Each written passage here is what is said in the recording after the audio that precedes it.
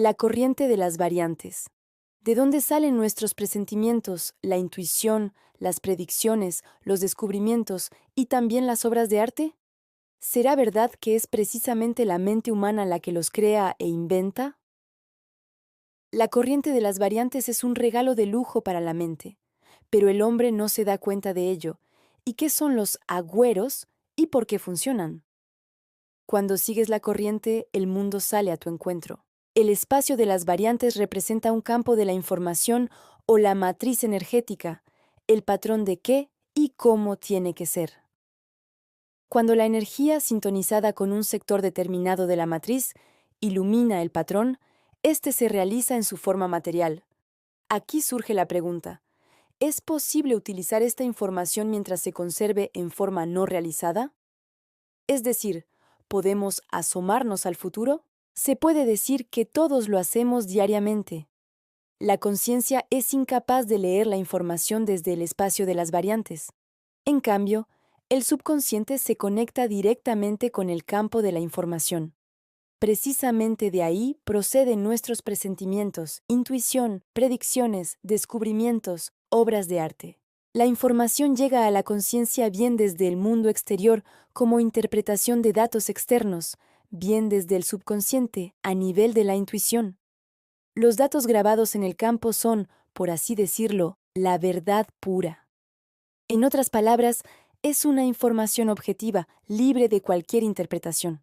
Al pasar por los filtros de la mente, la verdad se convierte en una interpretación, es decir, en un conocimiento. Todos los seres vivos perciben la verdad a través de su interpretación. Una gallina ve y percibe el mundo de una manera totalmente diferente a como lo hace una persona. Incluso distintas personas ven y comprenden las mismas cosas de diferente modo. Por ende, el conocimiento es una forma de la verdad en cierto grado desfigurada. En el campo de la información, los datos están organizados en una difícil estructura energética. En esa estructura está grabado todo lo que haga mover la materia según las leyes establecidas. Primero, el subconsciente, el alma, recibe los datos del campo de información. Luego la conciencia, la mente, los interpreta y los transmite en una descripción verbal o simbólica. Así se hacen descubrimientos o se crea algo nuevo. La música, las obras maestras, es decir, lo que una persona no ha podido ver ni saber directamente. De la misma manera surgen los conocimientos intuitivos y los presentimientos. Es posible que todo eso te choque y te haga desconfiar. Resulta entonces que la mente no es capaz de crear nada nuevo y recibe simplemente los datos del campo de información. No es del todo cierto. La mente puede construir un objeto nuevo o resolver un problema manejando objetos conocidos y construcciones lógicas. En otras palabras, la mente puede levantar una casa nueva con los cubos viejos, pero no es capaz de obtener algo completamente nuevo, es decir, lo que no se pueda construir de lo viejo. Los descubrimientos fundamentales de la ciencia no surgen como resultado de razonamientos lógicos, sino como un destello, como una información proveniente de la nada. Lo mismo se refiere a los inventos geniales. Una buena melodía no se compone combinando notas, sino que viene como por sí sola. Las obras maestras no se crean como resultado del dominio de la técnica profesional, sino que nacen por inspiración. Un cuadro hecho con una técnica de dibujo impecable no necesariamente será una obra maestra. Lo que lo convierte en una obra maestra es algo que esté fuera de los márgenes de una ejecución técnica. La poesía que conmueve el alma no se crea como resultado de una elección razonable de las rimas, sino que procede del mismo lugar, de las profundidades del alma. Toda la creatividad basada en la inspiración e iluminación no tiene nada que ver con la mente. Solo luego, la mente convierte los productos de creación en sus atributos. Por ejemplo, la mente puede hacer una copia perfecta de una obra maestra, pero no es capaz de crear una nueva. La mente analiza los datos obtenidos del campo de información por el subconsciente y los materializa en una interpretación simbólica, bajo la forma de cuadros, melodías, versos, fórmulas, esquemas, etc. De momento, no se nos da la capacidad de saber de qué modo el subconsciente obtiene acceso al campo de información. Solo podemos ser testigos de cómo se manifiesta este acceso. Un ejemplo de eso es la clarividencia. En otras palabras, la capacidad de percibir eventos que bien tuvieron lugar en el pasado, bien no sucedieron todavía, bien ocurrieron fuera del campo visual del clarividente. Al no comprender el mecanismo de esos fenómenos, los declaramos como paranormales. Los péndulos de la ciencia fundamental, por no reconocer su impotencia ante los hechos, no los toman en serio. Sin embargo, esos fenómenos no dejan de ser hechos reales solo porque no seamos capaces de explicarlos, y no los podemos descartar porque sí. Hay personas que son capaces de ver los acontecimientos en el campo de la información tan claramente como si todo sucediera delante de sus ojos en el mundo material. Ese tipo de personas es capaz de sintonizarse exactamente con los sectores realizados en el espacio de las variantes. Por ejemplo, para sintonizarse con un sector de la persona desaparecida, el clarividente tiene que ver la foto de esa persona o tocar varias veces las pertenencias del desaparecido. A veces hasta la policía recurre a los servicios de esos médiums. No todos pueden ver con claridad, por ende surgen errores. Hay dos razones para esos errores. La primera está relacionada con que el médium se sintoniza con un sector que nunca fue y nunca será realizado. Los diferentes sectores, según la distancia relativa que guarden entre sí, pueden diferir mucho o casi nada en cuanto a escenarios y decorados. La segunda razón está en la interpretación de los datos. Por ejemplo, los antiguos médiums y profetas, al observar los escenarios insólitos del futuro, los interpretaban a su manera según el nivel de sus conocimientos. Por ende, las predicciones pueden a menudo ser inexactas. Tú eliges si creer o no en todo esto.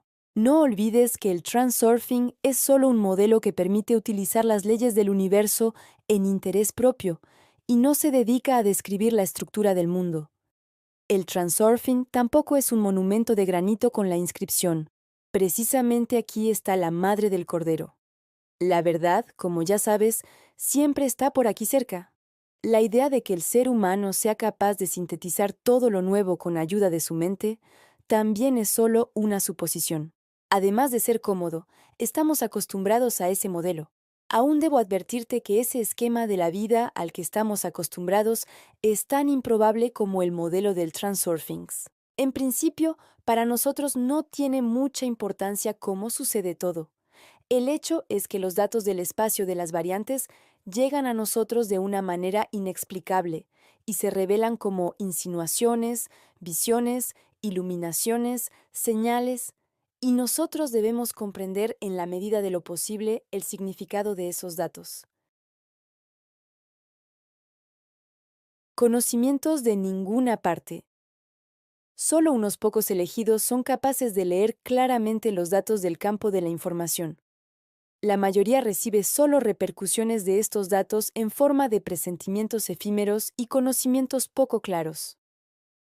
Los científicos y la gente creativa captan los rayos de luz solo después de reflexionar muchos días, quizá años enteros. Descubrir algo nuevo es muy difícil, porque por mucho que pienses, la frecuencia de la emisión mental se sintoniza con más facilidad con sectores ya realizados del espacio de las variantes. Y todo lo fundamentalmente nuevo se halla siempre en sectores no realizados. ¿Y cómo debe uno sintonizarse con esos sectores? Por ahora no se nos da saberlo. Cuando la búsqueda de una solución nueva en sectores realizados no da resultado, el subconsciente, de un modo inexplicable, sale casualmente en un sector no realizado, donde los datos no están envueltos en forma de interpretaciones simbólicas habituales, por lo que el subconsciente los percibe como información imprecisa y poco clara. Si la mente logra captar la esencia de esa información, surge una repentina y clara comprensión de las cosas. En el funcionamiento de nuestra conciencia y del subconsciente abundan la ambigüedad y las contradicciones. Pero aquí no vamos a tratar todos esos problemas, sino que exploraremos solo sus aspectos aislados. Para más simplicidad y para no liarnos con la terminología y semántica, designaremos mente a todo lo relacionado con la conciencia y alma a lo que se relaciona con el subconsciente. Si la mente comprendiera lo que el alma le quiere decir, la humanidad obtendría acceso directo al campo de la información. Es difícil de imaginar a qué alturas habría llegado nuestra civilización en este caso, pero la mente no solo no sabe escuchar, tampoco lo quiere hacer. La atención del hombre está ocupada constantemente, ya por objetos del mundo exterior, ya por pensamientos interiores y sensaciones emocionales. El monólogo interior casi nunca cesa y se encuentra bajo el control de la mente. Esta no escucha las débiles señales del alma y sigue con autoridad en lo suyo.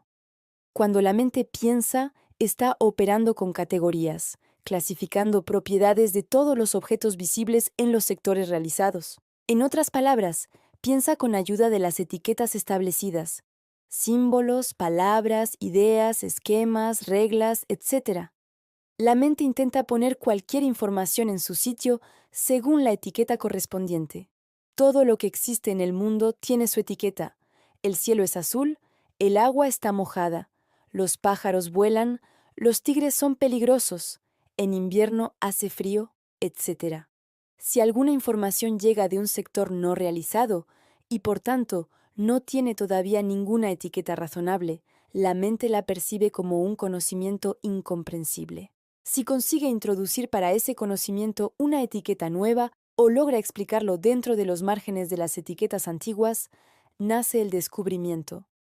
Es muy difícil encontrar siempre una etiqueta adecuada para un conocimiento totalmente nuevo. Imagina a una persona que oiga música por primera vez. La música también es una información en forma de sonidos. Cuando la mente recibe esta información, la sabe, pero no la comprende. De momento no tiene etiqueta ni descripción para eso. La comprensión aparece después, cuando el individuo escucha la música repetidamente y le muestran todas las designaciones y objetos relacionados con la música, los músicos, los instrumentos, las notas, las canciones. Pero para la mente oír la música por primera vez era un conocimiento real y un misterio impenetrable al mismo tiempo. Intenta explicar a un niño pequeño la siguiente descripción. La leche es blanca. El niño, que acaba de empezar a utilizar las categorías abstractas, te hará un montón de preguntas. Y bien, ¿qué es la leche? Lo sabe. ¿Pero qué significa blanca? Es un color. ¿Qué es un color? Es una propiedad de las cosas. ¿Y qué es una propiedad? ¿Y la cosa? Y así hasta lo infinito. Más fácil que explicárselo todo sería enseñarle objetos de diferentes colores. Entonces, su mente fijará la diferencia entre objetos como categoría abstracta de color. De esta manera, el niño asigna descripciones y etiquetas a todo lo que le rodea y luego, al pensar, utiliza esas descripciones. El alma, a diferencia de la mente, no utiliza etiquetas ni descripciones. Por tanto, ¿cómo se puede explicar a la mente que la leche es blanca? Desde el momento en que la mente empezó a pensar con ayuda de categorías abstractas, la relación entre mente y alma se atrofió poco a poco. El alma no utiliza esas categorías, no piensa ni habla, sino que siente o sabe. No puede expresar con palabras o símbolos todo lo que sabe. Por ende, la mente y el alma no pueden llegar a un acuerdo. Supongamos que el alma se haya sintonizado con el sector no realizado y haya reconocido algo que en el mundo material todavía no existe. ¿Cómo puede hacer llegar esa información a la mente? Además, la mente siempre está ocupada con sus habladurías. Ella considera que todo se puede someter a una explicación razonable y mantiene un control constante sobre toda la información entrante. Del alma le llegan solo unas señales confusas, a las que la mente no siempre es capaz de definir con ayuda de sus categorías. Los sentimientos y conocimientos poco claros del alma se hunden en los pensamientos en alto de la mente. Cuando flaquea el control de la mente, los sentimientos y conocimientos intuitivos se abren paso hasta la conciencia. Esa ruptura se revela como un presentimiento vago, también llamado voz interior. La mente se ha distraído y, en ese momento, has podido percibir los sentimientos y conocimientos del alma. Eso es precisamente el susurro de las estrellas de madrugada. La voz sin palabras, reflexión sin pensamientos, el sonido sin volumen. Comprendes algo, pero muy vagamente. No piensas, sino que intuyes. Cualquiera, en algunas ocasiones, ha experimentado lo que es la intuición. Por ejemplo, sientes que alguien está por venir, o que algo va a ocurrir, o simplemente sabes algo sin explicación alguna de por qué lo sabes. La mente siempre está ocupada generando pensamientos. La voz del alma se ahoga, literalmente, en esa mezcladora de pensamientos. Por eso es tan difícil obtener el acceso a los conocimientos intuitivos. Si paramos la carrera de los pensamientos y nos limitamos a contemplar el vacío, podemos oír el susurro de las estrellas de madrugada, la voz interior sin palabras. El alma es capaz de encontrar respuestas a muchas preguntas si prestas oídos a su voz. Es bastante difícil enseñar al alma a sintonizarse intencionalmente con los sectores no realizados y al mismo tiempo obligar a la mente a escuchar lo que el alma quiere decirle. Empecemos por algo simple. El alma tiene dos sensaciones bastante claras: la sensación de confort interior y la sensación de incomodidad interior. La mente tiene sus denominaciones para estas sensaciones: estoy bien o estoy mal, estoy seguro o estoy preocupado, me gusta o no me gusta.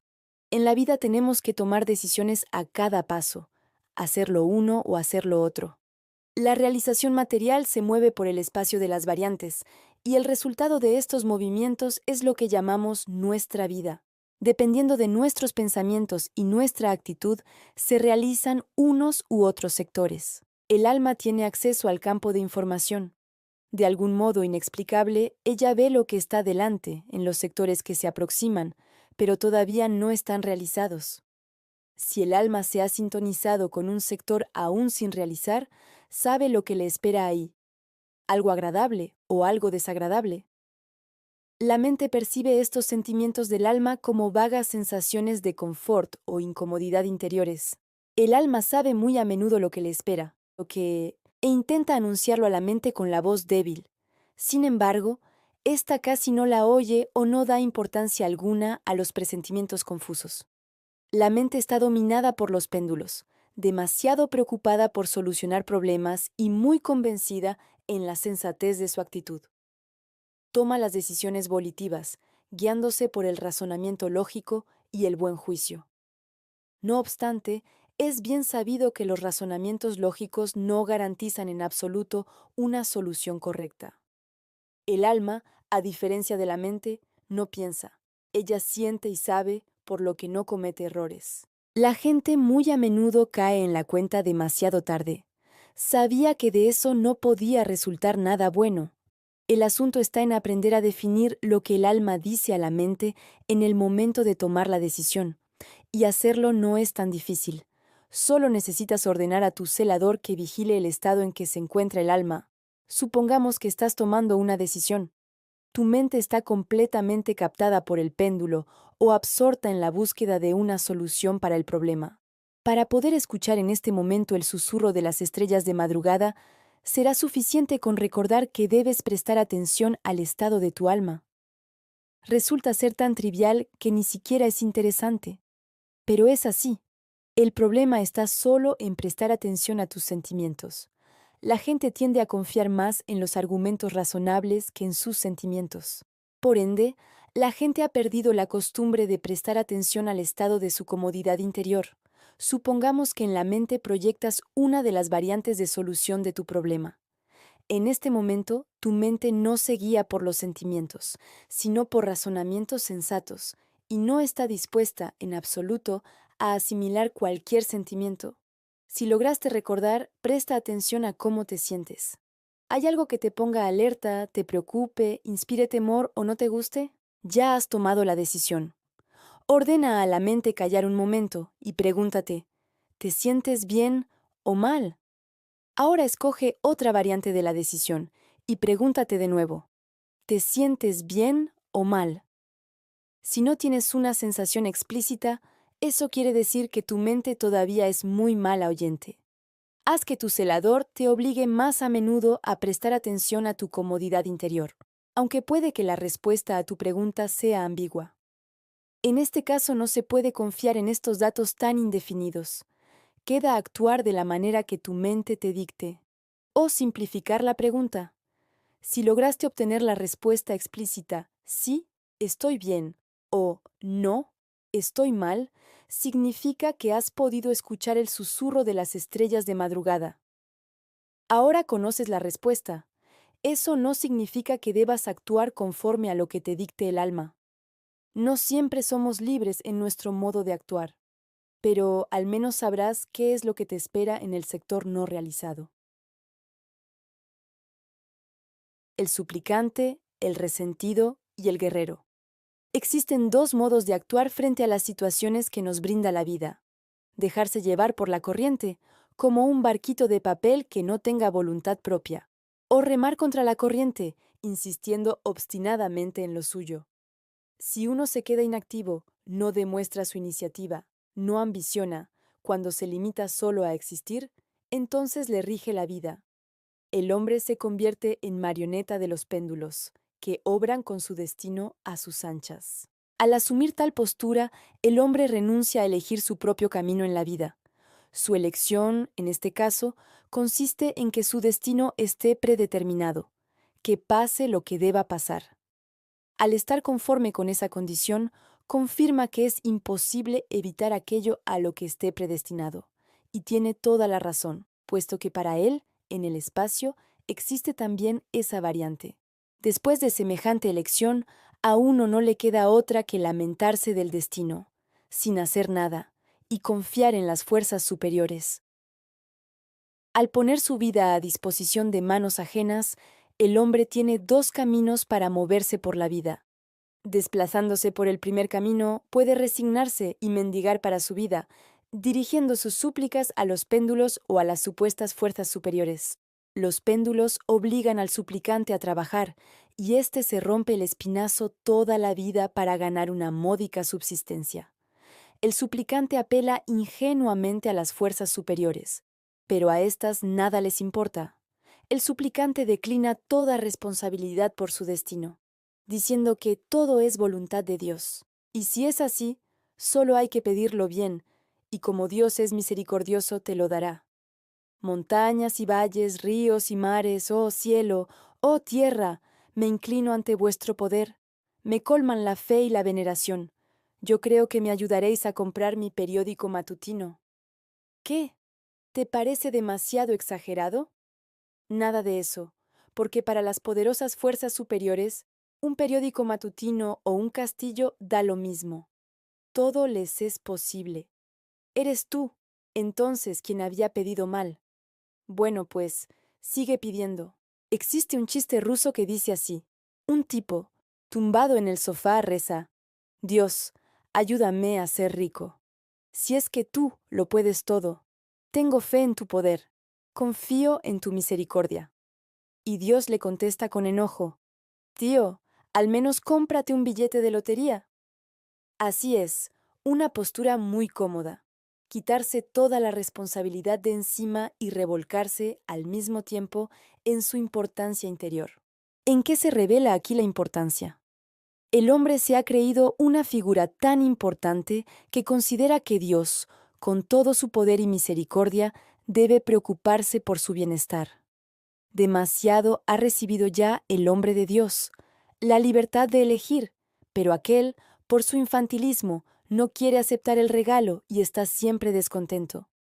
El infantilismo encuentra su justificación en la multitud de obstáculos que hay en el camino hacia el objetivo. Siempre hay algo que molesta al hombre. Pero, a fin de cuentas, lo que le molesta es lo que él mismo creó, los potenciales excesivos surgidos al dar demasiada importancia a las cosas, las fuerzas equiponderantes y los péndulos, que aparecen como consecuencia de esos potenciales. Todo resulta como en aquel juego infantil. Gansos, gansos, ga, ga, ga. ¿Tenéis hambre? Sí, sí, sí. Venga, volad aquí. No podemos, el lobo gris está cerca de la montaña y no nos deja ir a casa. Si a uno no le conviene el papel del suplicante, puede elegir el segundo camino, aceptar el papel de resentido, es decir, expresar su disgusto y exigir lo que supuestamente le corresponde. El resentido, con sus pretensiones, perjudica todavía más su destino. Como ejemplo, pongamos otra alegoría. Un hombre visita una galería de arte donde no le gusta lo expuesto y se considera con pleno derecho a expresar su disgusto. Empieza a patear, a amenazar, a exigir, incluso a romperlo todo a su alrededor. Por supuesto, seguido a eso viene el castigo. El hombre se ofende aún más y sigue indignándose activamente. Pero ¿cómo es posible, si es que ellos deberían haber echado los hígados para satisfacerme? Y no se le pasa por la cabeza que es solo un huésped en este mundo. Desde el punto de vista del transurfing, ambos caminos son absurdos. Por tanto, el transurfing te ofrece un camino totalmente nuevo. No pidas, tampoco exijas, simplemente ve y coge. ¿Y qué hay de nuevo aquí? De esa manera, precisamente, actúa el hombre que haya hecho otra elección. Mi destino está en mis manos. Él empieza a luchar por su lugar bajo el sol. Al asumir la posición severa, el hombre libra una guerra contra los péndulos. Se implica en la competición, se abre paso a codazos. Resumiendo, toda su vida es una lucha incesante por la existencia. El hombre ha elegido la lucha, y esa variante también existe en el espacio de las variantes. Ya sabemos que tanto la resignación como el descontento nos implican en la dependencia de los péndulos. Recuerda lo que habíamos dicho en los capítulos anteriores sobre los potenciales de importancia, y comprenderás todo con más claridad. El suplicante crea el potencial de su culpa y se entrega voluntariamente a las manos de los manipuladores. El que pide supone de antemano que está obligado a pedir y esperar. Tal vez le darán. El resentido crea el potencial de descontento, vuelve contra sí las fuerzas equiponderantes y arruina activamente su destino. La posición del guerrero que haya elegido la lucha es más productiva, pero su vida es muy difícil y requiere grandes esfuerzos. Por mucho que el hombre resista, solo se envuelve más en la telaraña. Le parece que está luchando por su destino, pero en realidad solo consume su energía en vano. A veces el hombre alcanza la victoria. ¿Pero a qué precio? La victoria se expone a la consideración del mundo entero, y todos vuelven a convencerse de que los laureles no se consiguen tan fácilmente. De esta manera se crea y fortalece la opinión pública. Para alcanzar algo hay que trabajar duro o luchar audazmente. La opinión pública se forma prácticamente por los péndulos. Los potenciales de importancia sirven de comederos para los péndulos. Si creemos que es difícil alcanzar nuestro objetivo, nos habla la importancia exterior. Si creemos que solo individuos dotados de cualidades extraordinarias pueden alcanzar ese objetivo, nos habla la importancia interior.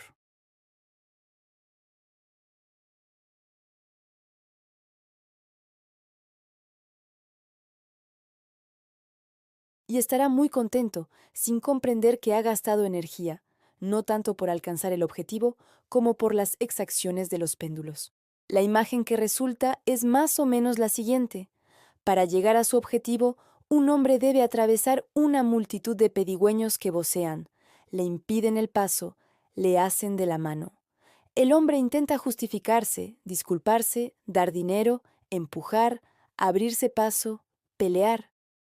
Por fin, con mucha dificultad, llega a su meta.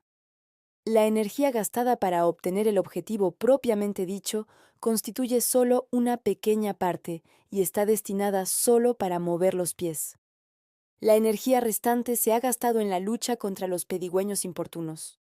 Al romper las trabas de los péndulos, el hombre obtiene la libertad. Los pedigüeños le dejan en paz y pasarán a otra gente. Como recordarás, para librarse de los péndulos es imprescindible renunciar a la importancia exterior e interior. Si lo haces, los obstáculos por tu camino hacia el objetivo se autoeliminarán. Es entonces cuando podrás no pedir, no exigir y no luchar, sino simplemente ir y coger. Ahora surge la pregunta, ¿cómo se debe comprender la frase ir y coger? ¿Y qué es lo que habría que hacer para eso? Todo el resto de este libro de Transurfing se dedica a responder a esa pregunta, por lo que pronto sabrás todo. Hemos trazado, por el momento, La estrategia general a la hora de elegir el destino. Los papeles de suplicante, resentido y guerrero no nos convienen.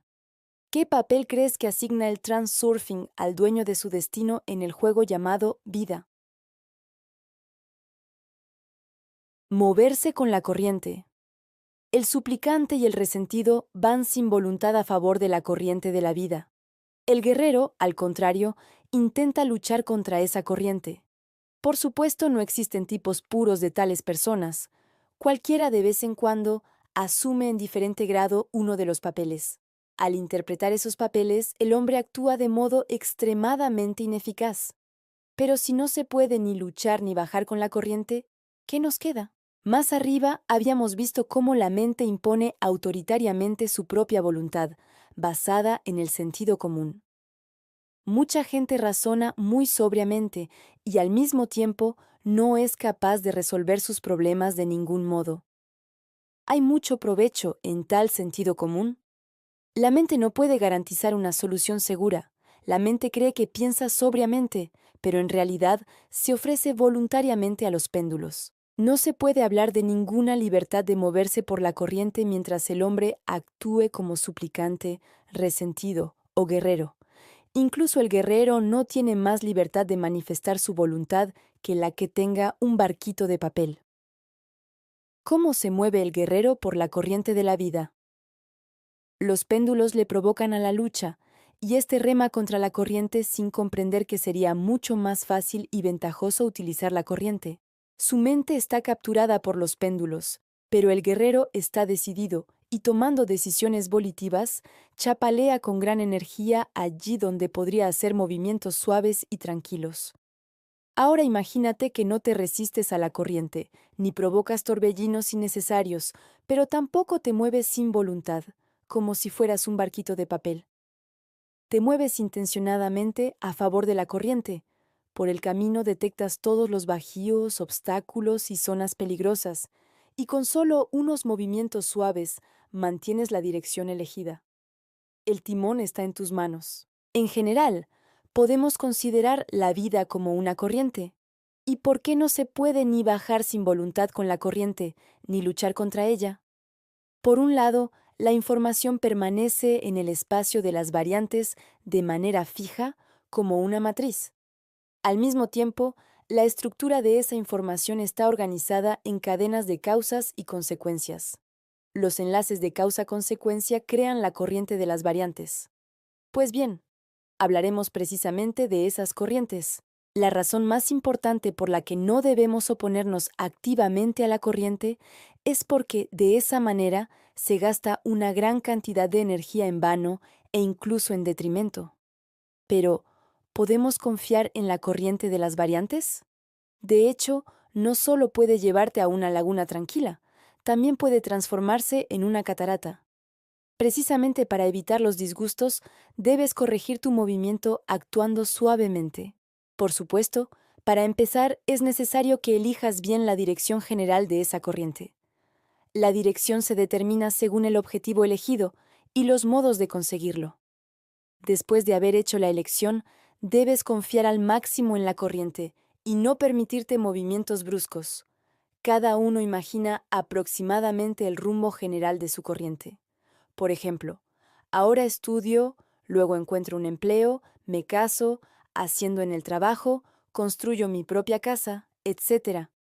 La mayoría comete muchos errores por el camino y al mirar atrás se arrepiente. Pero ya nada se puede reparar. Todo está hecho. La corriente se ha desviado muy lejos del objeto deseado. El buen juicio de la mente ya no te salvará. Solo queda lamentarse. Si hubiera sabido a dónde iría a caer, allí habría puesto la red. Cada uno querría saber lo que le espera a la vuelta de la esquina.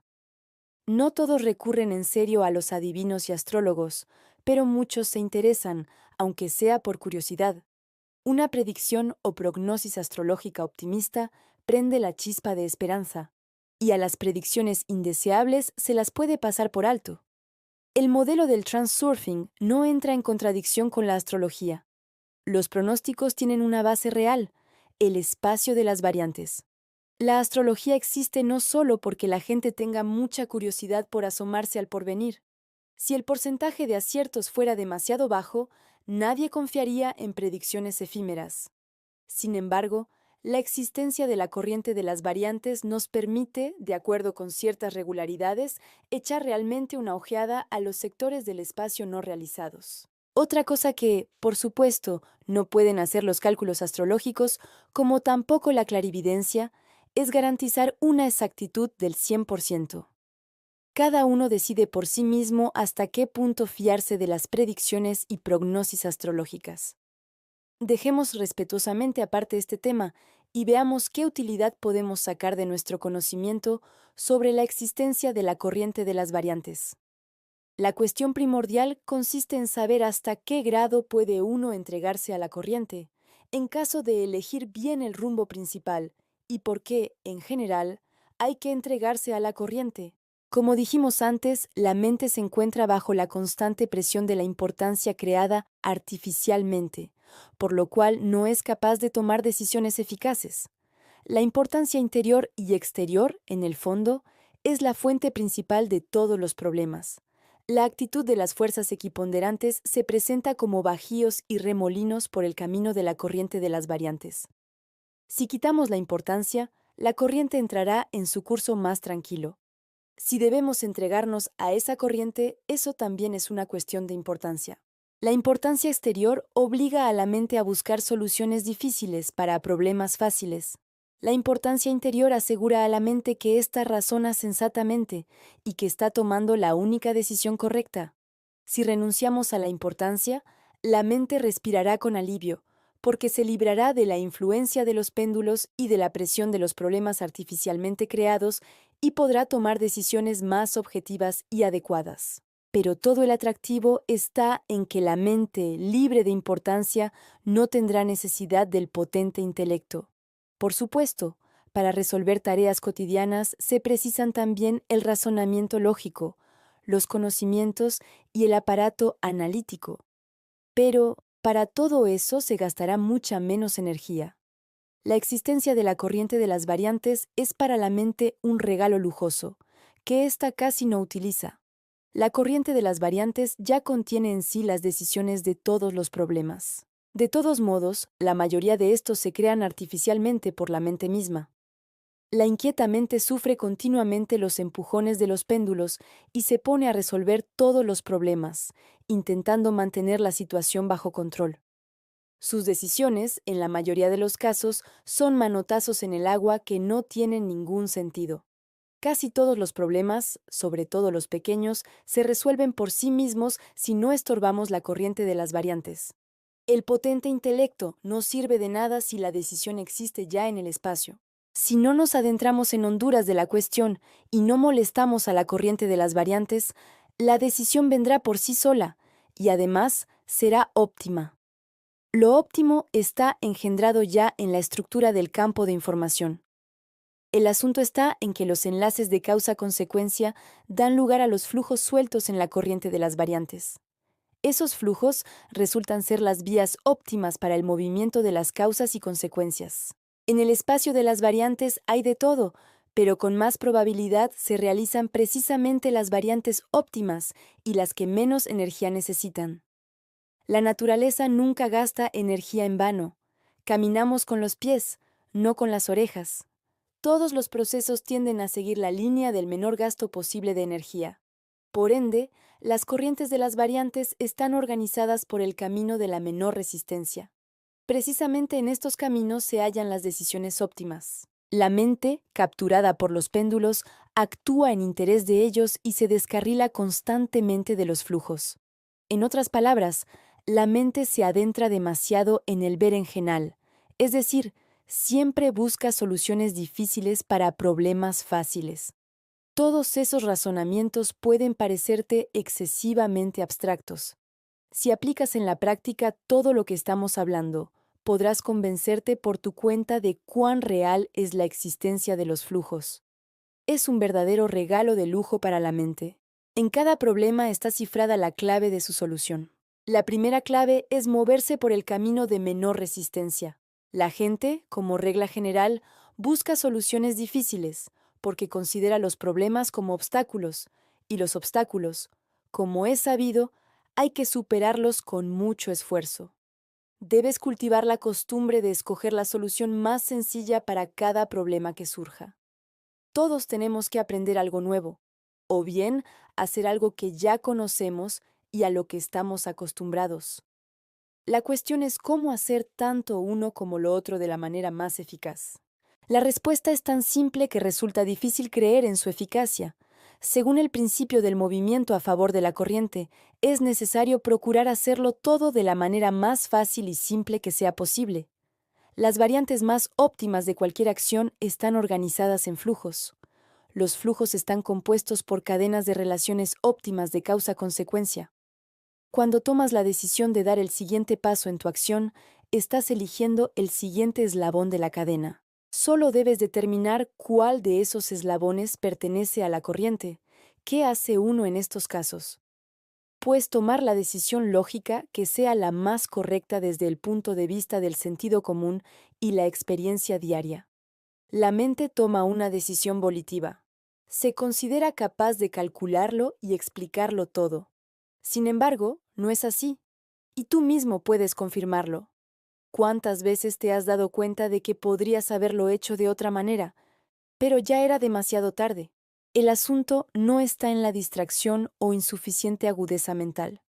No siempre la mente puede elegir una variante óptima, porque sus construcciones lógicas no siempre coinciden con las cadenas de causa-consecuencia de la corriente. Por mucho que te esfuerces, rara vez consigues elegir la actitud óptima solo con ayuda de conclusiones lógicas. La mente, como norma general, está bajo la presión del estrés, preocupaciones, depresiones o una actividad elevada. En otras palabras, los péndulos siempre tiran de la mente. Por tanto, ésta siempre actúa de forma tenaz e incita al ataque frontal contra el mundo exterior. Para elegir el siguiente eslabón de la cadena, solo tienes que librarte de los hilos de los péndulos y seguir simplemente la corriente. Es decir, tienes que mantener el equilibrio y no crear potenciales excesivos. Para no crear potenciales excesivos es preciso vigilar siempre el nivel de importancia. Cuando entres en estado de equilibrio con el mundo circundante, simplemente sigue la corriente.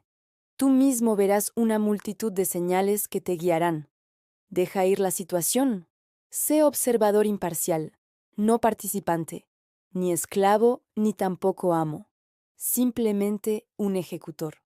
Ordena a tu celador que te llame la atención cada vez que tu mente intente tomar una decisión razonable volitiva.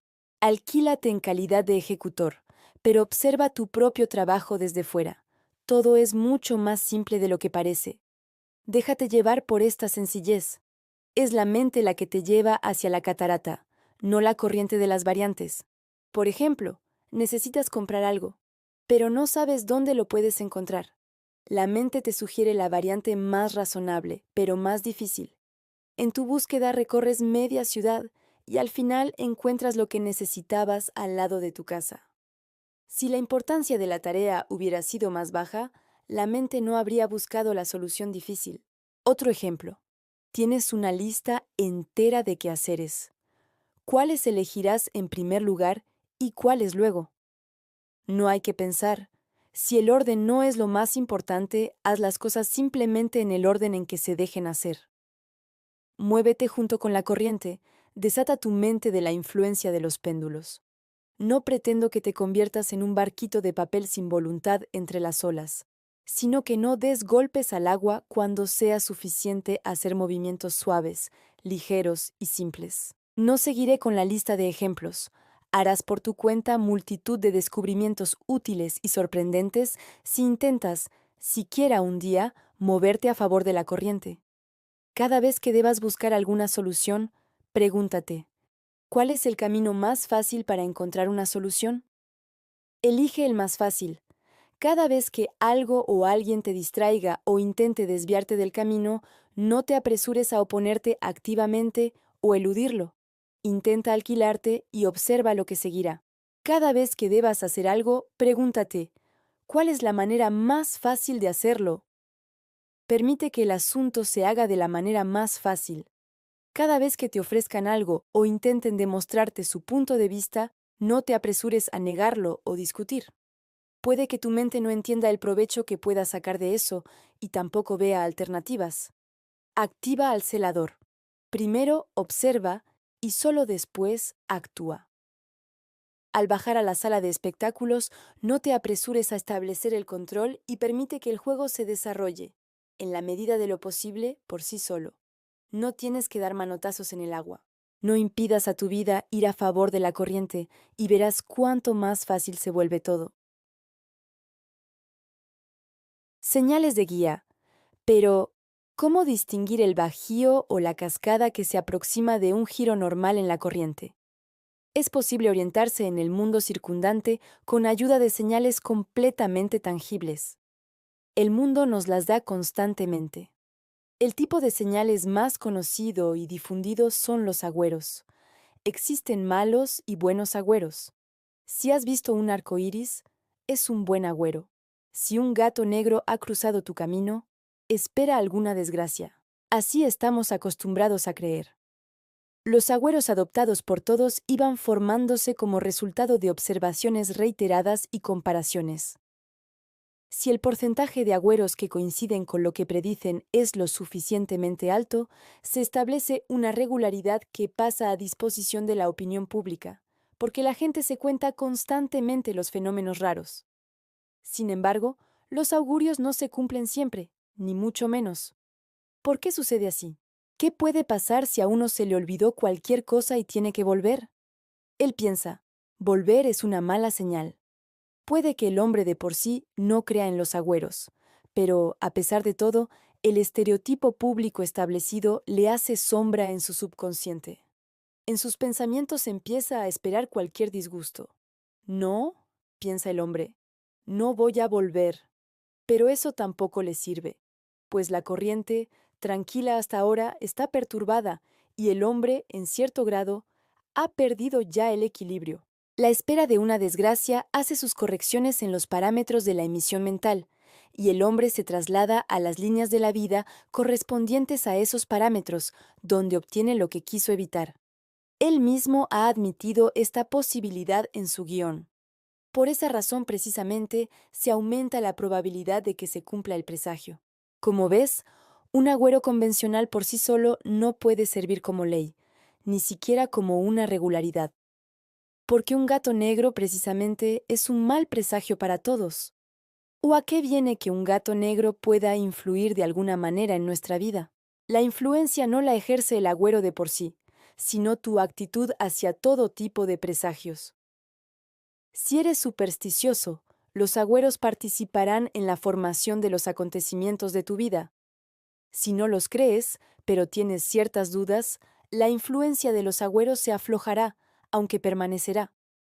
Si no crees y tampoco les prestas atención, los agüeros no influirán en tu vida de ningún modo. Todo es muy simple. Obtienes lo que admites en el guión de tu vida.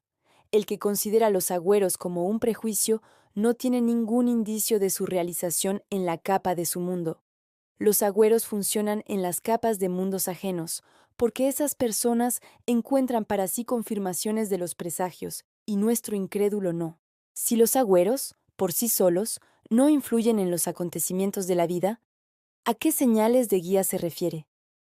El gato negro no puede ejercer influencia, pero puede servir de señal que alerte sobre un acontecimiento que tendrá lugar por el camino en la corriente de las variantes. La cuestión solo es, ¿qué tipo de señales consideraremos como de guía? Pues, si nos proponemos como objetivo observarlo todo, podemos encontrar un sinfín de señales en todo lo que suceda. Pero, ¿cómo interpretarlas? No vamos a ocuparnos de la interpretación. Es una labor ingrata, demasiado insegura y confusa. Lo único que podemos hacer es tomar la señal en consideración, activar la vigilancia del celador y ser más cuidadosos. Las señales de guía son aquellas que indican un posible giro en la corriente de las variantes. En otras palabras, la señal indica la aproximación de un acontecimiento que trae consigo un cambio bastante significativo en la corriente de la vida mesurada. Si esperas cualquier viraje, por muy insignificante que sea, te puede aparecer una señal que lo advierta. Si se acerca un viraje inesperado, También puede parecer una señal característica. ¿Qué significa característico? El caso es que cuando la corriente de las variantes hace un viraje, te trasladas a otra línea de la vida. Recordemos que esa línea, en cuanto a calidad de vida, será más o menos homogénea. El flujo en la corriente de las variantes puede traspasar diferentes líneas de la vida, las cuales se distinguen entre sí por sus parámetros. Los cambios pueden ser muy insignificantes, sin embargo, la diferencia se percibe. Esta diferencia en calidad es precisamente lo que notas, consciente o inconscientemente. Parece que algo no fuera del todo igual que hace un minuto. De esta manera, las señales de guía aparecen solo cuando empieza la transición a otras líneas de la vida. Puede que un fenómeno aislado no llame tu atención.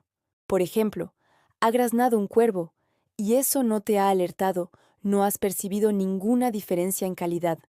Significa que estás todavía en la misma línea. Pero si has prestado atención a un fenómeno, has captado algo excepcional, impropio, puede que sea la señal. La señal se distingue de un hecho corriente en que indica siempre el comienzo del traslado hacia otra línea de la vida muy distinta. En alerta nos ponen normalmente los hechos ocurridos inmediatamente después del traslado a otra línea. Es porque las líneas se distinguen entre sí cualitativamente. Esas distinciones pueden tener diferente carácter y a veces no admitir una explicación clara, una sensación de que aquí hay algo que no cuadra. Cuando termina la transición lo sentimos intuitivamente, notando a veces los cambios evidentes a modo de señales. Vemos como de reojo o sospechamos que en la corriente ha aparecido algo nuevo. Las señales sirven de indicadores. Nos dicen, algo ha cambiado, algo está pasando. El hecho ocurrido en la línea actual de la vida, como regla general, no nos alerta, tiene la misma calidad que los otros hechos de esa línea. Aunque si uno ignora todo lo que pasa a su alrededor, no notará ni las señales evidentes. La transición a otra línea, considerablemente distinta, sucede normalmente por etapas, a través de líneas intermedias. Las señales en esas líneas pueden aparecer como advertencias de diferentes grados de gravedad. Puede que el hombre ignore el primer aviso. La transición continúa. Sigue el segundo aviso. Luego, el tercero. Y si después de todo el hombre no se detiene, sucede lo que ha debido suceder en la línea final. Como habíamos dicho, es muy difícil interpretar inequívocamente las señales. No podemos siquiera estar seguros de que el fenómeno que atrajo nuestra atención sea una señal. Solo podemos tomar en consideración que el mundo nos quiere informar de algo. Ante todo nos interesan los bajíos y rápidos que se aproximan. A veces nos gustaría recibir siquiera una insinuación de lo que debemos esperar en el futuro. En la mayoría de los casos podemos formular una pregunta para recibir respuesta bipolar, sí o no. Por ejemplo, ¿eso me saldrá bien o no? ¿Llegaré a tiempo o no? ¿Podré o no? ¿Bien o mal? ¿Peligroso o no? Etcétera. Cualquier interpretación de la señal debe reducirse a una sola pregunta, a la que podemos contestar con un simple positivo o negativo. No hay que contar con más exactitud. Una señal lleva en sí una insinuación sobre la calidad del cambio venidero. Si la señal se asocia con sensaciones desagradables, inspira temores, desconfianza, asombros desagradables, preocupaciones o incomodidad, significa que está señalando un cambio negativo. Si las sensaciones son confusas, no tiene sentido interpretar la señal, pues la interpretación no será segura. En cualquier caso, no tienes que preocuparte mucho ni dar demasiada importancia a la señal. Sin embargo, ya que le has prestado atención, tampoco hay que menospreciarla. Quizá te avise de que debes tener más cuidado. Ya deberías cambiar tu comportamiento, ya detenerte a tiempo, ya elegir otra dirección para tu actividad. Las señales pueden asumir las formas más diversas. Solo tienes que distinguir su valor, negativo o positivo. Por ejemplo, tengo prisa, pero me obstaculiza el camino una anciana con un bastón, y no hay manera de adelantarla. ¿Qué puede significar esta señal? Lo más probable es que llegaré tarde. Otro ejemplo, Mi autobús, que normalmente va muy despacio, hoy, por una razón desconocida, corre como un poseso. Por lo visto, en algo había rebasado los límites y ahora debo poner más cuidado. Otro ejemplo más. Un asunto no se deja vencer. Aparecen cada vez obstáculos fastidiosos. Lo propuesto avanza a regañadientes. ¿Puede que haya elegido un camino sin salida, a donde no debería dirigirme en absoluto? El mayor mérito de las señales es que son capaces de arrancarte de soñar despierto y darte a entender que tal vez actúas en interés de un péndulo destructivo, en perjuicio tuyo. Muy a menudo, el hombre comete errores fatales al estar hechizado por un péndulo y luego comprende que actuaba sin darse cuenta de su comportamiento, que había perdido la vigilancia. En tales casos será útil interpretar como advertencia hasta las señales más inofensivas. Sería muy conveniente andar precavido siempre y mantener una forma consciente y sobria de ver las cosas. Lo importante es que la precaución no se convierta en preocupación y recelo. Hay que cuidarse sin preocuparse. Al alquilarse, actuar de manera impecable. Por muy extraño que suene, las señales de guía más claras y exactas son frases que la gente deja escapar como por casualidad, espontáneamente, sin previa deliberación. Si alguien intenta imponerte su opinión conscientemente, puedes pasarla por alto, pero si te han lanzado una frase recomendación espontánea de cómo habría que obrar o cómo actuar, tómala muy en serio. Las frases espontáneas son aquellas que se pronuncian sin pensarlo en absoluto. Acuérdate qué ocurre cuando respondes a una réplica prácticamente enseguida, sin pensarlo. Parece que la respuesta existiera ya en alguna parte en el fondo de tu conciencia y se desprende de tus labios evitando el aparato analítico de tu mente. De la misma manera se lanzan frases distraídas cuando la mente está adormecida u ocupándose de otro asunto. Cuando la mente está adormilada, habla el alma. Precisamente ella es la que se conecta directamente al campo de información. Por ejemplo, alguien te ha lanzado impensadamente: coge la bufanda, te vas a resfriar. Lo más probable es que, si no le haces caso, te arrepentirás luego. Otro ejemplo, te preocupa un problema y alguien te lanza al paso una recomendación que para ti tiene poco significado. No te apresures a descartarla y presta oído. O hete aquí que estás muy seguro de tener razón en algo, pero alguien, entre otras cosas y sin querer, te demuestra que no es así. No seas testarudo y mira a tu alrededor. Tal vez estés dando manotazos en el agua. La incomodidad interior es también una señal muy clara, pero, como norma general, no se le presta mucha atención. Si hay que tomar alguna decisión, nadie sabrá cómo hacerlo mejor que tu alma. A menudo es muy difícil comprender qué es exactamente lo que el alma nos sugiere. Sin embargo, como vimos más arriba, es posible determinar con bastante precisión si le gusta o no la decisión de la mente. He aquí que tienes que tomar alguna decisión. Detente y escucha el susurro de las estrellas de madrugada. Si tu mente había tomado ya una decisión y has tardado en acordarte del susurro, intenta reconstruir en tu memoria las sensaciones que has tenido a la hora de tomar esa decisión. Puedes definir esas sensaciones como me siento bien o me siento mal. Si la decisión se te ha dado de mala gana, si has experimentado una sensación opresiva, significa un no definitivo. En tal caso, si es posible cambiar la decisión, cámbiala sin miedo. No es difícil determinar el estado de confort interior. Lo difícil es recordar, en el momento adecuado, que tienes que prestar oído a tus sensaciones, pues la mente es muy autoritaria y no está dispuesta a escuchar a nadie, salvo a sí misma. El alto estrépito del sentido común ahoga no solo el susurro de tu alma. La mente intenta siempre, de cualquier manera, argumentar y demostrar su razón. He aquí que estás ante una elección, sí o no. El alma intenta replicar tímidamente, no. La mente se da cuenta de que el alma le dice no, pero finge no oír y argumenta convincentemente su sí, basándose en sus razonamientos sensatos. Después de escuchar esto, Guárdalo en una carpeta de tu memoria y la próxima vez que tomes una decisión, acuérdate de ello. Te convencerás de que todo sucede exactamente del modo que acabamos de ver.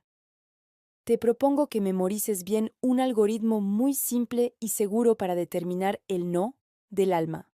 Si para decir sí tienes que convencerte y exhortarte, significa que tu alma dice no. Recuerda, cuando tu alma dice sí, no tienes necesidad de estar convenciéndote. Más adelante aún volveremos a este algoritmo. Es imprescindible que observes siempre qué señales te está dando el mundo circundante. Pero tampoco hay que intentar ver señales en todo. Allí hay pájaros que vuelan en lo alto. ¿Por qué será? Pues porque no tienen miedo a las alturas, por eso vuelan tan alto. Las señales solo hay que tenerlas en cuenta y recordar que cualquiera puede ser la señal de guía. En cuanto te olvides de eso, los péndulos te meterán inmediatamente en su puño y puedes convertirte en una víctima de las circunstancias. Sobre todo, y con más escrúpulos, debes comprobar aquellos de tus deseos y actitudes que son capaces de cambiar radicalmente tu destino. Si tu deseo te causa cierta incomodidad interior y tienes posibilidad de renunciar a él, renuncia. Este deseo lo produce la mente, no el alma. Los deseos de la mente son impuestos siempre por los péndulos. Lo mismo en cuanto se refiere al modo de actuar. Si ignoras la incomodidad interior, en la mayoría de los casos puede que no suceda nada grave, pero habrá veces que te arrepentirás amargamente de haber ignorado las señales del alma. Por eso es mejor renunciar, en la medida de lo posible, a los deseos y actitudes que te causen incomodidad, dudas, temores y sentimiento de culpabilidad. Eso te facilitará mucho la vida y te quitará de encima un montón de problemas. No obstante, aquí existe un no. Si se ha formado un nudo de problemas como resultado de una actitud errónea, en tal situación no siempre es oportuno renunciar. En algunos casos tendrás que hacer cosas incómodas, como por ejemplo, no decir la verdad o ir al trabajo que odias. Sin embargo, cuando el nudo se deshace, puedes utilizar sin miedo el método de renuncia a los deseos y actitudes incómodos. Pues bien, eso es todo lo que se puede decir acerca de las señales de guía en lo que se refiere al modelo del transurfing. Solo tú puedes notar e interpretar tus señales. No hay necesidad de enseñarte cómo se hace. Lo comprenderás todo tú mismo si prestas atención a ti y al mundo que te rodea. Lo que no debes hacer es dar demasiada importancia a las señales insuficientemente claras y de este modo incluir interpretaciones negativas en el guión de tu vida. Para no encallar y no caer en los rápidos, será suficiente no crear potenciales excesivos. Al no tener potenciales excesivos, puedes prescindir de las señales. A pesar de todo, no nos es dado comprender su significado con toda claridad. La única señal a la que tienes que prestar atención especial es el estado de tu confort interior a la hora de tomar decisiones. Realmente vale la pena escuchar el susurro de las estrellas de madrugada. Soltar la situación. Los flujos en la corriente de las variantes liberan a la mente de dos cargas superiores a sus fuerzas: la necesidad de solucionar los problemas racionalmente y controlar constantemente la situación. Por supuesto, solo con la condición de que la mente permita que la liberen. Para permitirlo se necesita una explicación más o menos razonable de por qué es mejor deshacerse de estas cargas. Como has podido notar, el transurfing tiene mucho de irracional, de una información que no concuerda con la posición del sentido común. Aunque el transurfing no tiene por objetivo explicar la estructura del mundo circundante, tengo necesidad de argumentar constantemente, de una u otra forma, todas esas conclusiones que escandalizan a la mente. Y cómo no, es muy difícil quebrantar el monolito del sentido común. La mente no está acostumbrada a creerlo todo ciegamente. Siempre exige argumentos y pruebas. Tú mismo puedes obtener pruebas evidentes si pones en práctica los principios y métodos del transurfing. Por mi parte, solo puedo exponer ciertos argumentos para tranquilizar a la mente incrédula. De lo contrario, no solo te negarías a comprobar esos principios, ni siquiera seguirías leyendo. Y eso que es solo un comienzo, aún te esperan muchos descubrimientos asombrosos. Las dos cargas de la mente, mencionadas arriba, le fueron impuestas desde la infancia. Desde siempre nos inculcaban: piensa con tu cabeza, ¿te das cuenta de lo que haces? Explícame tu conducta, haz los deberes. Solo si estudias y aprendes a utilizar la mente puedes lograr algo en la vida. Cabeza de chorlito, ¿vas a estudiar o no? Los educadores de todo tipo y las circunstancias han modelado la mente como un soldado dispuesto en cualquier momento a dar respuesta a una pregunta, valorar una situación, tomar una decisión, mantener el control de lo que está ocurriendo. La mente está entrenada para actuar razonablemente desde el punto de vista del sentido común. Pero no pienses que me entusiasmé tanto que me he pasado de la raya y rechazo todo el sentido común por completo. Al contrario, el sentido común es un juego de reglas mínimas imprescindibles sobre cómo debe comportarse uno para sobrevivir en el mundo. Y el error de la mente está en que se atiene a este código de reglas demasiado literal y demasiado estrictamente. La obsesión con el sentido común no permite a la mente mirar alrededor y ver lo que no concuerda con esas reglas. Y en este mundo hay mucho que contradice el sentido común. Nos lo confirma la incapacidad de la mente para explicarlo todo y protegernos de los problemas y disgustos. Existe una salida muy simple de esa situación: confiar en los flujos de la corriente de las variantes. La explicación de esta lógica es también muy simple. En los flujos se halla precisamente lo que busca la mente: la conveniencia. Como sabes, los flujos corren por el camino de menor resistencia. La mente intenta pensar razonable y lógicamente, basándose en la relación causa-consecuencia. Pero su imperfección no le permite orientarse infaliblemente en el mundo circundante y encontrar las únicas decisiones correctas. La naturaleza, en cambio, es en esencia perfecta. Por lo tanto, en los flujos de la corriente de las variantes hay más conveniencia y lógica que en cualquier razonamiento sensato. Por mucho que la mente esté convencida de que piensa sanamente, se equivocará. Además, la mente cometerá errores en cualquier caso, pero lo hará mucho menos si modera su fervor y permite, en la medida de lo posible, que los problemas se resuelvan sin su participación activa. Y es exactamente lo que llamamos soltar la situación. En otras palabras, hay que aflojar el agarre, bajar el control, no molestar al flujo, dar más libertad al mundo circundante. Tú ya sabes que presionar el mundo no solo es inútil, también es perjudicial. Al no estar de acuerdo con el flujo, la mente crea potenciales excesivos. El transurfing te ofrece un camino totalmente distinto. En primer lugar, nosotros mismos creamos obstáculos aumentando los potenciales excesivos. Si bajamos la importancia, los obstáculos se eliminarán por sí solos. En segundo lugar, si el obstáculo no cede, no debes luchar contra él. Simplemente déjalo a un lado. En eso te ayudarán las señales de guía. El mal de la mente está también en que tiende a ver como obstáculos aquellos acontecimientos que no quepan en su guión.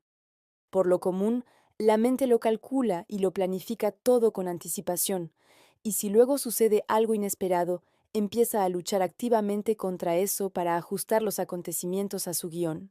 Como resultado, la situación empeora aún más.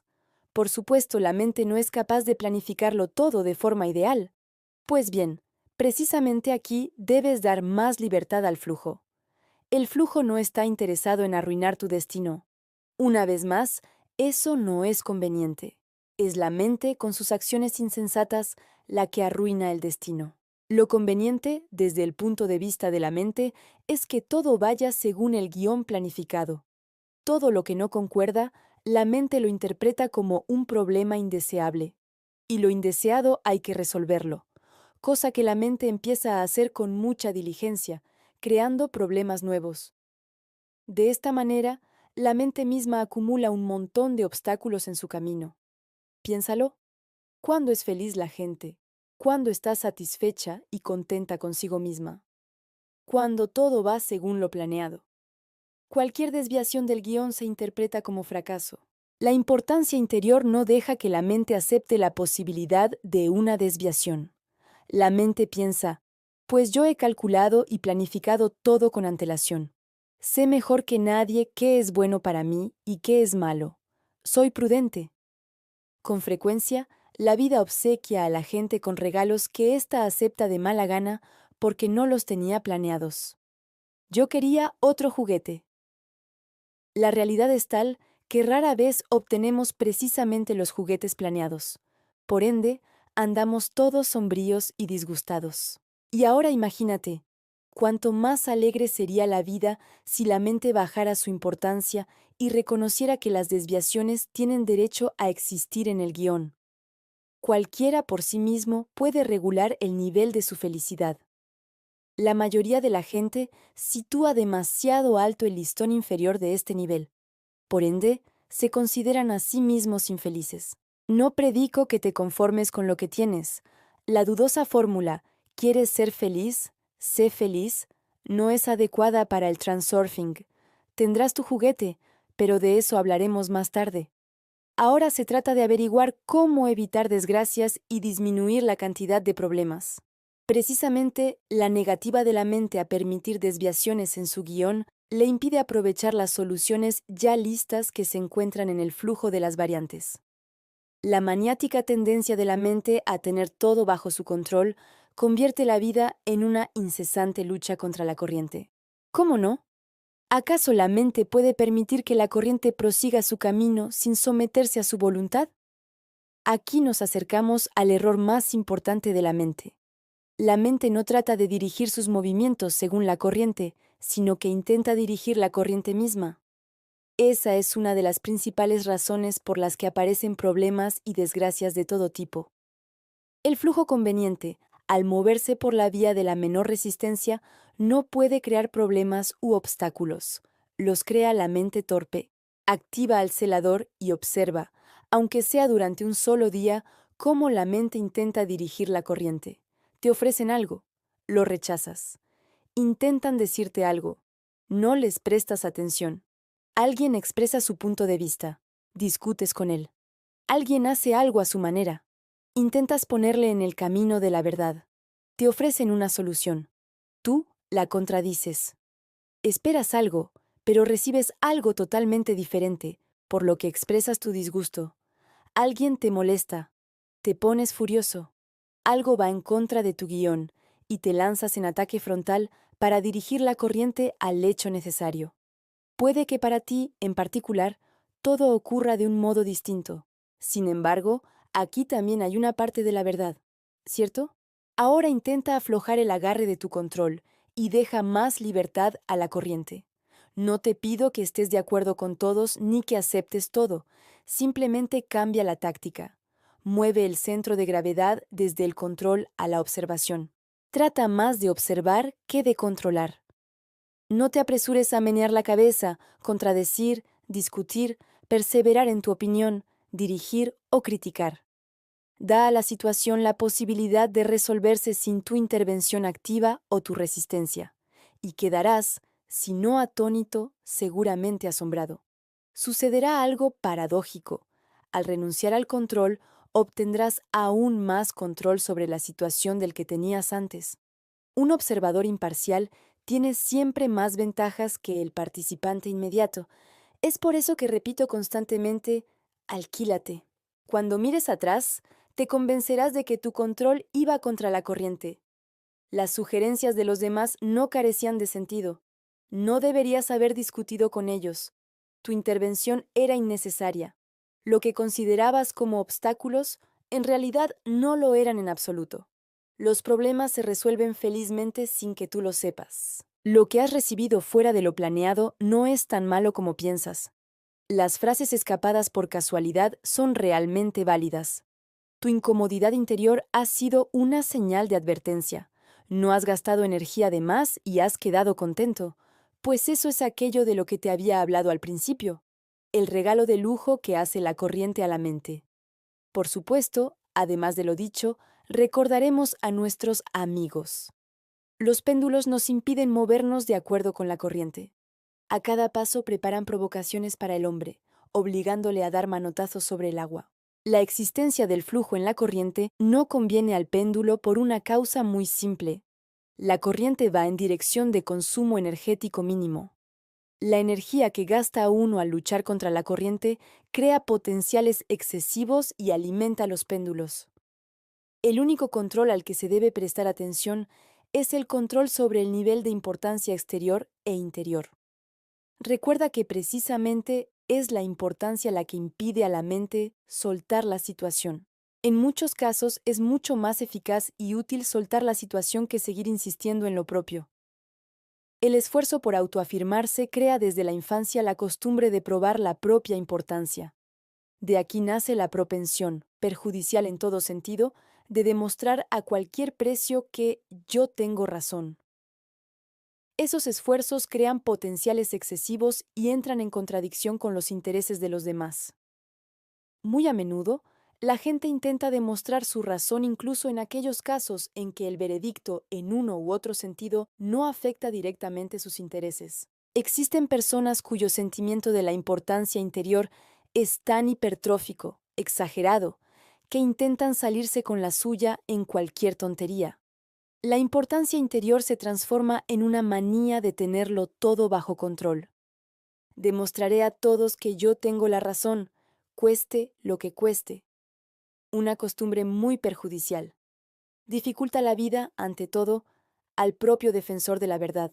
Si tus intereses no han de sufrir mucho a causa de eso, suelta la situación sin miedo y deja que los demás chapaleen. Si lo haces conscientemente, enseguida se te quitará un peso de encima y hasta te sentirás mejor que si hubieses probado tu punto de vista. Te traerá satisfacción el hecho de haber subido un escalón más. No te has puesto, como siempre, a demostrar tu importancia, sino que te has portado como un padre sabio con sus hijos insensatos. Pongamos un ejemplo más. El ardor excesivo en el trabajo es tan perjudicial como la negligencia. Supongamos que has comenzado a trabajar en un puesto de prestigio, con el que soñabas desde hace mucho tiempo. Te planteas altas exigencias, pues consideras que debes dar a conocer tu mejor perfil. Eso está bien, pero al empezar a trabajar con demasiado entusiasmo, lo más probable será que no aguantes la tensión, sobre todo si la tarea es difícil. En el mejor de los casos, tu trabajo no será eficaz. En el peor, sufrirás una crisis nerviosa. Incluso puedes llegar a la convicción falsa de que no eres capaz de cumplir el trabajo. También hay otra variante posible. Despliegas una actividad febril, perturbando de este modo el orden establecido de las cosas. Te parece que es mucho lo que se puede perfeccionar en el trabajo, y estás absolutamente seguro de actuar correctamente. Sin embargo, si tus innovaciones destruyen la vida habitual de los empleados, no esperes nada bueno. Es un caso en que la iniciativa es punible. Te han puesto en la corriente lenta, pero tranquila y equilibrada, y tú chapaleas con todas tus fuerzas intentando nadar más rápido. Entonces, ¿resulta que uno no puede decir ni palabra en contra y no vale la pena destacarse entre los demás? Bueno, tampoco es para tanto. Hay que enfocar la cuestión desde el punto de vista práctico. Puedes enfadarte y criticar solo aquello que te moleste directamente y solo si tu crítica puede mejorar algo. Nunca critiques lo que ya ha pasado, o sea, lo que es imposible de cambiar. Por lo demás, no es necesario aplicar literalmente las reglas de movimiento a favor de la corriente, estando de acuerdo con todo y todos, sino solo mover el centro de gravedad desde el control a la observación. Observa más y no te apresures a controlar. El sentido de la medida vendrá solo, por eso no te preocupes. Y con esto damos por concluido el tema del espacio de las variantes. Si has llegado hasta aquí, es muy probable que tu mente necesite un momento para descansar, digerir y reflexionar sobre todo lo que hemos explorado, tanto en este video como en los anteriores. Si aún no los has visto, te recomiendo encarecidamente que te suscribas y comiences desde el primer episodio. El transurfing se construye paso a paso y entender sus bases te abrirá puertas increíbles. Y si este tema te ha resonado, prepárate, porque muy pronto daremos inicio al siguiente libro de Reality Transurfing. Me interesa mucho conocer tu opinión. ¿Sobre qué te gustaría que siguiéramos? ¿Tienes dudas, inquietudes o experiencias con el transurfing que quieras compartir? ¿Hay algo que te haya impactado especialmente? Escríbeme en los comentarios. Tu voz guía el rumbo de este viaje.